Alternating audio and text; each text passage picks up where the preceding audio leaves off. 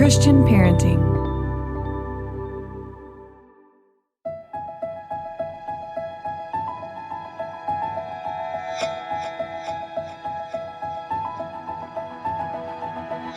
Welcome to the Living Wholehearted podcast. We are Jeff and Terra Mattson, a husband and wife team who is shrinking the integrity gap in our own lives and helping others do the same. I'm a leadership and organizational development coach, and Terra is a licensed marriage and family therapist. We believe that if you have a following, you are a leader, and how you lead matters. Whether you are leading in the home, work, or community, we are bringing you biblical, clinical, and relational wisdom to help you in every relationship that matters most to you. None of us do this perfectly, but we are leaning into the reality of our humanity and profound wisdom of grace.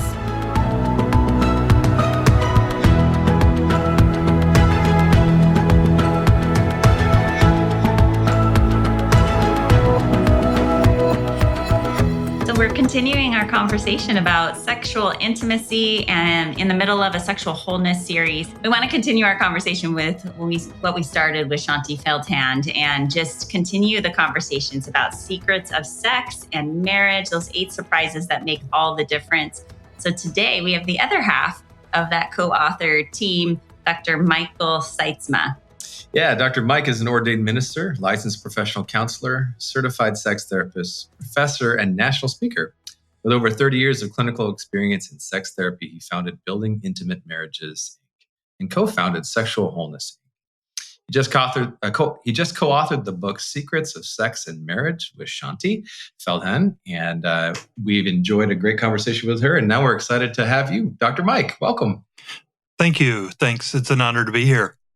Okay, so we're going to just start with the big question. How does one decide to be a sex therapist? Like, give us the backstory and what fuels your passion for doing this work for so many years. I can honestly say I didn't decide to do this. It was something that God clearly drew me into. And many times I remember saying, seriously, me? I grew up in a very conservative church. And, my church, this wasn't a shame-based area, but it just wasn't something that you talked about because it was too sacred. And yet people kept coming into my office as Pastor Mike. And then as I was working with addicts for clinical help, where this was an area of pain. I started working with sex addicts in 90 because it just landed in my office. Nobody knew how to work with it at the time. I didn't either, but I knew addicts. I had been trained as an addictions therapist. And so I started applying the same thing. And their stories helped me to get more comfortable with working with this subject. And then when I fell in love with doing marriage work in the mid-90s and couples just hurting in this area, I kept going back and getting training to know how to work with them. And so finished my doctorate, my PhD in 2004 with my dissertation in sexual desire discrepancy in married couples. And that really just kind of set the direction for it. So today I've got a bit over 2,400 hours of actual classroom type of training in doing sex therapy and over 30 years of working in it. Not what I would have chosen, but clearly how God's drawn. So it's a little weird to sit in the plane and somebody looks over at you and says, so what do you do for a living? If you say I'm a sex therapist, they totally freak out. Nobody knows how to handle that. So it's kind of similar to if the answer is well, I'm a pastor. Yeah, you're kind Yes. of hit on both sides there. You got a dual a dual deal there. Yep. A pastor who does sex therapy. Yeah. And Well, Dr. Mike, we talk about just again where that calling came from. You kind of fell into that, if you will, and God led you to that. Talk a little bit about this current project that you and Shaunti did, and what inspired you to co-author this work. Get into the research. Give us a little bit of that story. Yeah. So my PhD, I thought was going to teach me therapy, and it actually wound up teaching me research. I only took a couple of therapy courses, took 7 research methodology, statistics, and fell in love with doing research. So my practice for 20 years has largely been directed by what I learn through doing research and what others have learned in their research. And Shaunti reached out to me and her team probably 20 years ago and began to utilize me through her writing as a resource along that line. And so grew to respect a lot of the work that she did. So when she reached out and said, let's do a project together, my first inclination was no, because I've avoided writing books. But the opportunity to do some research that is nationally representative, to really dig in, and to work with a author that I respect her writing, just made it, definitely want to do it. And then to truly put together the research and do something that hasn't been done before in this arena has just been so exciting to me. So that's what sold it. Yeah. Okay. And then we heard a little bit from her in terms of some of the perspectives and how she got into the field that she's in, and why she enjoyed co-authoring with you, and a little bit of the surprises that she found in the process. What were some of the surprising things to you? I mean, here, having been so seasoned, 3 decades in the field, were there any surprises even at this point in the journey in working on this and research? Shaunti likes to laugh, saying nothing surprised me. But actually, there were a couple of surprises. One is the direction of the research wasn't a surprise. That husbands were generally a higher drive or desire in 50-some% of them, that wives were. The shifts in the extreme, from 2004, when I finished my dissertation, to today, the number of couples where the wife is the higher desire has dramatically gone up. And I thought that was interesting. Mm-hmm. So some of those shifts were a bit surprising. Probably the biggest surprise was something that I've had to change my teaching around. Because many times we teach what we experience in the clinical office, or what we hear repeated in culture, and we just don't challenge it, and we don't look at the research on it. And one of the things that I've said is, kids disrupt a couple's sex life. It just makes sense to me. And yet, when the data came back, the couples that had no kids reported a significantly higher level of sexless couples, and very few of them were having what we would reference as high-frequency sex. The couples that had 3 or more kids, a significant number of them, over 10%, were reporting high-frequency sex and daily, sometimes more, and very small number of those were sexless couples. And that is totally the opposite of what I've been suggesting is the case. So that was a total surprise to me, and encouraging, and I'm working with premarital couples or newly married couples to say this doesn't have to disrupt your sex life. In fact, for many of those couples, it is a good thing. Okay, so I have a 2-pronged question. One is, clarify what is the higher level sexuality? Like, what does that look like? High frequency. High frequency. Yeah. Yes. Thank you to use your language. And then the other half is, why do you think that is? Why are couples with 3 kids having, sex more often than the couple that has no children in the home? What has been the results of that? You guys are editing, right? So I can pause and look at the numbers real quick? Sure, absolutely. Make a note. Yes. Okay, because I wanted to grab that. Let me start with answering the first piece of it there. The high frequency is going to be daily or more. And there actually was, looking at the numbers here, only 3% of the husbands that had no kids saying daily or more. 14% of the husbands and 11% of the wives who said they had 3 or more kids are reporting sex daily or more. That was just staggeringly high to me. I didn't expect the number to be that high. Versus for those that didn't have any kids, 35% of those were sexless. And I define that, a common area of defining it in the sex therapy field is having sex less than once a month. So if they're not engaging at least once a month, then they're moving into that sexless kind of a realm. And 35% of the husbands with no kids said that they were sexless. 31% of the wives with no kids said they were. Versus if we move to 3 or more, we're talking 11% of husbands and I think it's 5% of wives. So a difference there, but significantly.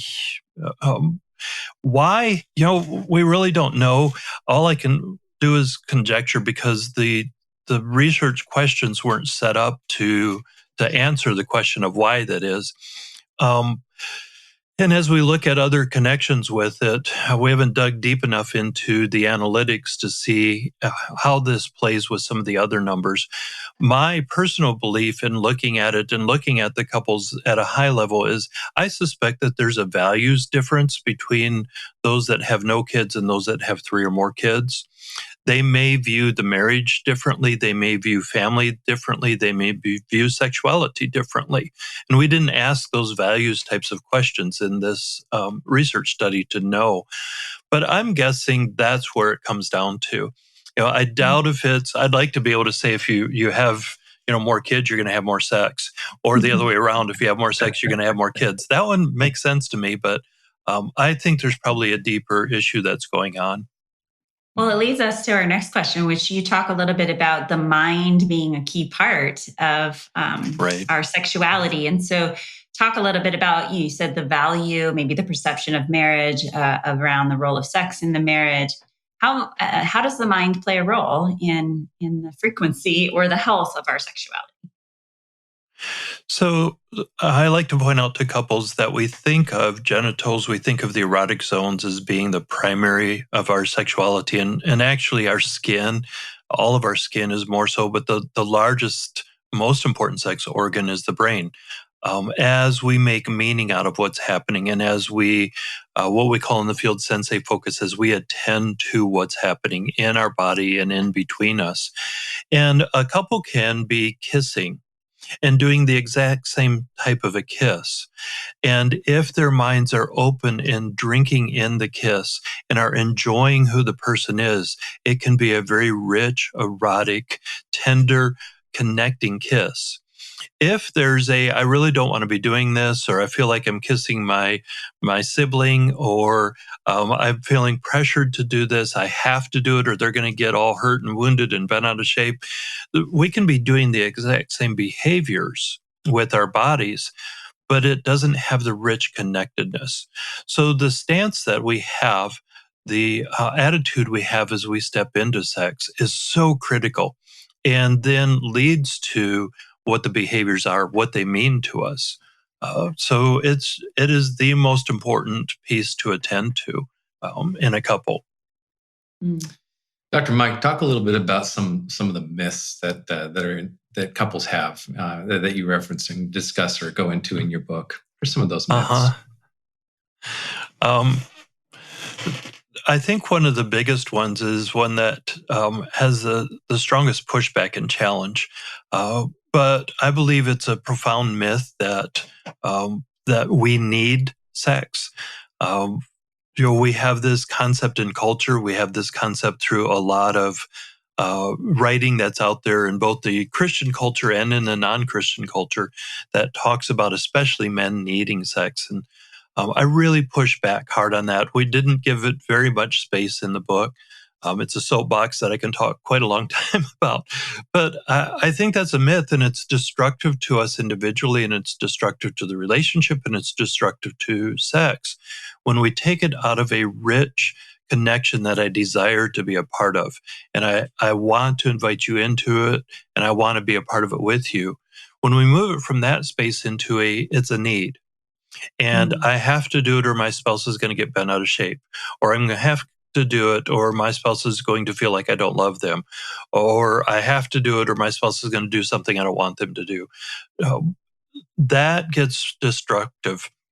And the undercurrent of the marriage gets slowly eaten away when we view it as a need. And I think that's a prominent myth in our field, and slowly devalues sex to just something that's needed as opposed to the richness of what could be. Parenting is the greatest role in the world, and it's also the hardest. It's rewarding, challenging, heartwarming, and exhausting. Sometimes it can even be confusing. That's why Christian Parenting is hosting their 5th annual Perfectly Imperfect digital event called Every Parent Wants to Know. They have some really great friends and experts who are sharing their insights, experience, and wisdom to give you the answers to questions we're all asking. Jeff and I will be talking to you about how to raise children with healthy sexuality. Well, join us on April 14th for Every Parent Wants to Know, where we'll hear from a host of speakers on character, faith in your home, grandparenting, tough topics, and even a topic just for the parents. Each ticket is $49, and you can get access through the end of the year. We'll see you there. I just love that you said that and was able to, with your expertise, you have the credibility to be able to articulate this. A lot of our listeners are going to hear this, and that's going to be a news flash to them, and they're going to want to know more. A lot of people don't like it. Yeah, I'm sure they don't like appreciate it. And I just say kudos to having the guts to be able to communicate that and the credibility to back it up, because that's what you said that you could get on the soapbox for. I'm work with a lot of guys and behind the closed doors in a coaching perspective, sometimes we get into the relational intimacy pieces and such. And of course, in the clinical lens, right, you have a lot of experience with that, Terra, and as well as you, Dr. Mike. But I know it is pretty common that, especially if relationships aren't going well, that for a lot of conversations will come up to it, and they're guys are concerned that they're not getting sex, and they're so they harness and weaponize this. And I think even in Christian cultures and outside of Christian cultures, that this can be weaponized. And I come back to sometimes the beauty of God's design, for males, and we'll go here because we're talking about this. But I just thought of the fact that He anatomically gave us the wet dream. Now, no guy likes the wet dream. But in terms of having to have a physical release, thank you, God, for the grace that you gave, that we're not going to die, and that we're not going to explode, and that and so I push back sometimes when guys talk to me about the fact that they're not getting sex and they treat it as an objectified thing, and not what you're describing. There's so much more connection there. It's about connection, about our whole personhood. Yep. So Dr. Mike, speak to that. Expand. Like, what would you say to someone who is thinking this is a need and they genuinely believe it? I mean, we all have sat with people that has been their worldview for so long. So what would you say to them? Well, it's unpacking what is the need reflective of, and as you know, in marriage and family therapy, especially, we talk about everything has meaning. It's there for a purpose. That if he believes sex is a need for him, why is it elevated to that level? What's so important about it? And generally what they're saying is, I have a very strong desire, and I don't do well personally when it's not happening. And that's where we can step in and say, well, why not? Why do you need this behavior that you're demanding of your spouse to center you, to help you to feel good, to help you to feel loved, to help you to feel cared for? Sex is a very powerful way to touch our heart or to touch somebody's heart. It's also a very powerful way to wound somebody, to traumatize them for a very long time. And with that type of power, you feel connected when your spouse wants to, but that doesn't make it a need. Setting back and inviting them into that space is far richer. So I sat with them and helped them to understand, why do they feel like it's a need? Why do you feel like it's a need of your spouse?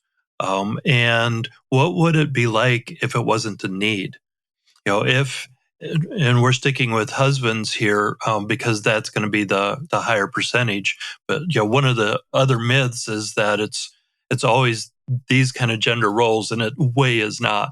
But if we stick with that, if she's thinking he needs it, then she becomes at primary the object by which his needs have to be met. And she can't even begin to explore what she desires and what she wants and how she'd want to show up and what she would like to happen in this, because his needs are primary. And what if it's not a need? What if he just has strong desires and you don't have to meet those desires? Nothing's going to dry up and fall off. Nothing's going to explode. He can manage his desire. And now we're inviting her to step into that space, more present, more full, and attending to herself and inviting him to attend to her, even if her desire isn't near as strong as his. And when we reverse it, about a quarter of the couples, the wife was that higher desire individual. And we reverse those roles, and the same types of process happens as these guys wrestle with how do I measure up to what she's asking for and what needs to occur so I can show up in a way that she feels loved and cared for. And so it's the same kind of a process for those couples. That's a great lead in here to my next question, which is when there's problems and heartaches in this area in marriage, you say to check whether the issue is a bad heart or a bad skill. Just help us to understand the contrast there. That's one of my favorite therapeutic concepts, part of what I really work on, because most couples come into my office and they don't intend to do this. The people that I work with are good people. They desire good things for each other, and with rare exception. And yet they've shifted into believing that my spouse has a bad heart. My spouse is a liar. My spouse withholds from me. My spouse doesn't like me. And I like to grab those when they show up in session and say, hang on, can we talk about that? Because that statement, that means that your spouse has a bad heart. Why would you choose somebody who had a bad heart and devote your life to them? I don't think you believe that early on. And you watch them step back and go, I didn't. Why do I? And maybe their heart isn't bad. Maybe this is a skill issue. So your wife always speaks with a critical tone, and you feel like she never compliments you and she's never lifting you up. And so now you ascribe a bad heart. She's just a critical woman. What if that's not true? And often they are able to acknowledge, the woman I married, I didn't see that way. So maybe it's a skill issue. She doesn't know how to communicate her complaints, her criticisms that are legitimate about you in a way that you don't feel like are cutting and critical to you. That's a skill issue on both parts, your ability to hear her well and her ability to say, well, I can teach a skill. People can learn skills. You can learn those on YouTube videos. So let's lean in and work on the skills, but extend grace for how the skills have made it difficult. But believe in each other's heart. You married a good man. You married a good woman. And if you guys can clean up the ick in your marriage, you'll get back to really liking each other again. That's a skill issue, not a heart issue. And it totally transforms the ability to extend grace, the ability to believe in, to have hope for. A lot shifts on that concept for me. So is it the chicken and the egg question for you? Is there one you start with first, especially when it comes to sexual intimacy? It's going to depend really on what the couple hands me first. Some are more open to working with hard issues. Some need to work with the very tangible of the sexual practices. And if we attend to them well, we're getting to the same heart issue either way. You asked about getting into sex therapy. Part of why I continued on as I moved into it is realizing the power of it. If I can help a couple to change the way they engage sexually, we change the entire context of their marriage. So helping a couple to truly be mindful and attuned to one another, to truly richly care for one another by the practices that they have in their bedroom, changes the way they attend to one another and care for each other when they're parenting or when they're trying to figure out their checkbook. So it really depends on what the couple's open to.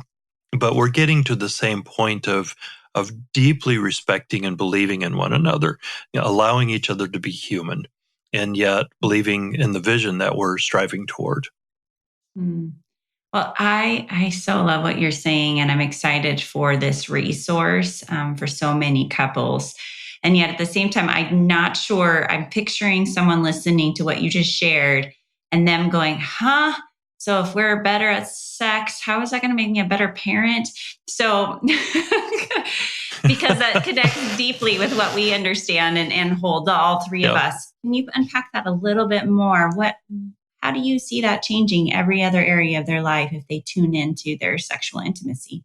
Give them the elevator pitch. Like, why is this a good thing to go after? So I'm a professor. I can't say anything in less than 50 minutes, but we'll give that a shot. If we take one example of a wife who truly loves her husband and desires to please him, desires to connect, but does see sex as a need of his. And she's stepping in, trying to work through the pressure that she feels and try to perform well. And that's not how either of them envisioned sex to be when they were talking about getting married. But that's what it's grown into over time. Well, many times she's going to approach him as a father much the same way, or she'll approach the kids or her role as a mom the same way, because that internal heart attitude. And what I teach my students is couples have one way to dance. And the way they dance around finances is usually the way they're going to dance around sex. The same, both are commodities, but they have to figure out how to manage them, and they only know one way to do it. They might switch roles, but I show up in our together space kind of in the way I know how to, no matter what that together space is. If we shift how we show up, and she is showing up with a playfulness, and I have phenomenal power in my sexuality, and I love using that to in our relationship to pursue the connection that I desire. Now she's learning the skill and the heart sense of how to do that with her kids, and how to engage her husband as a father in that role. How to do it with the finances, how to even manage in-laws differently, because we're learning different skills and we're learning different heart stances, how to be centered and to show up well. So that's a little longer than an elevator pitch, but that would be kind of how I would explain it. Well, imagine the building had like 25 floors and we just we went all the way to the top. That's good. Well, Dr. Mike, if a couple's dealing with a true area of concern in their sexual intimacy, maybe it's medical. Maybe one of them is dealing with a compulsive issue. Maybe they just aren't connecting in this area well, and there's been a lot of heartache over the years. You've given some broader brushstrokes as to how you would approach this to help them to be able to separate bad heart concepts with actually just being ill-equipped in the skills category. But just, so for those couples that might be dealing with something physiologically or even just family of origin stuff, fears, what advice would you have for them? We wrote the book with the intent of a couple sitting down and reading it out loud to each other to spark conversation, because the research showed so profoundly, and this was another one of those where the numbers were greater than what I expected, the impact of their ability to talk openly with each other. And that's where I'd start. Working with a couple right now that are fairly quickly post-prostate surgery, and that radically changes their ability to connect sexually. And they both stepped into the surgery terrified. And to draw them together and get them talking to each other about the fears and get them talking to each other about what their vision still is. And as they deal with, the after effects and the healing, this is a physical thing that neither of them can do anything about. But the heart issues and the ability to deeply connect with each other, that they can both do something about. And, diseases, a lot of medical things to do just a devastating blow to our ability to have an 18-year-old body that performs the way we want it to. But that's only a part of sex. When we learn that sex is about this deep intimate, profound connection where I invite you in to touch my heart and my body in a way that nobody else gets access to. Well, that can happen even if my parts don't show up, even if things don't work well. But that takes us sitting down and re-envisioning what sex is going to look like when it's when the body is not working as well, the heart still works great. Often they will need some help thinking through it because our minds get stuck in what I always thought it should be, and we may need a therapist. We may need a physician who's a sexual medicine specialist. We may need books that are written specifically for those issues that help us to envision a different kind of a potential. But it's the same thing, getting couples really sitting at the table and talking to each other openly about here's what I'm afraid of and here's what I hope. And here's how my body is and is not working. That alone is rich sexual intimacy. Wonderful. So Secrets of Sex and Marriage, 8 Surprises That Make All the Difference. Why don't you leave our audience, Dr. Mike, leave our audience, Dr. Mike, with one last word of encouragement, just something that maybe we didn't get a chance to touch on that you want to make sure that couples really hear today. That they can do this. It's worth the energy that goes into it. It does take a lot of energy. This is so core to who we are. It's so easy for us to get wounded, to get afraid, to get shamed. It's easy for our spouse to get afraid, to get wounded, to get shamed. But we can lean in and do it. And if you have to start it on your own, that's okay. One person changing a system still changes the system. It's more difficult. It's a little riskier, but it can definitely be done. So I'd invite them to envision hope. That it may take a while, but it's worth the journey to dig into it. Oh, you made me a believer sitting here with you today. I just love to have more conversations. You can imagine just the safety that people feel drawn towards you, the way you approach this, and integrating your faith with this expertise that you have. It's a beautiful integration. So, Dr. Mike, I just see that. I want to say thank you for your contributions to the community at large and the behind the closed doors of your offices. I'm sure what a blessing to be able to benefit from your expertise and your heart. Where do listeners find you and the resources online? The easiest thing is to just go to secretsofsexandmarriage.com. They can read more about the research. They can read some of the questions that we've already gotten from readers that we are answering there. And then there are links there to get to my website, which is intimatemarriage.org, and some of the resources and stuff we have there. But if they go to secretsofsexandmarriage.com, they can find everything they need. Wonderful. Well, if you were jogging or in the car or somewhere where you didn't catch that, we'll have that in the show notes. So make sure you go there and we'll have all those details and the resources. So the book is Secrets of Sex and Marriage, 8 Surprises That Make All the Difference with Shaunti Feldhahn and Dr. Michael Sytsma. Wonderful resource. And I do appreciate that it's bringing that clinical, biblical, and relational wisdom in a way that hasn't been done yet. So pick this book up, consider reading it with your spouse or premarital. Let's see if you're considering marriage and talking through this piece. If you need a guide, a counselor is always a great guide.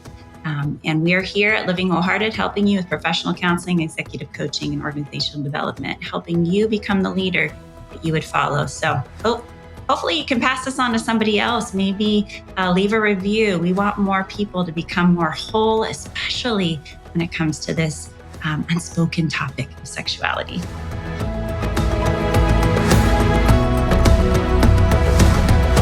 This podcast is powered by Living Wholehearted, Courageous Girls, and the Christian Parenting Podcast Network.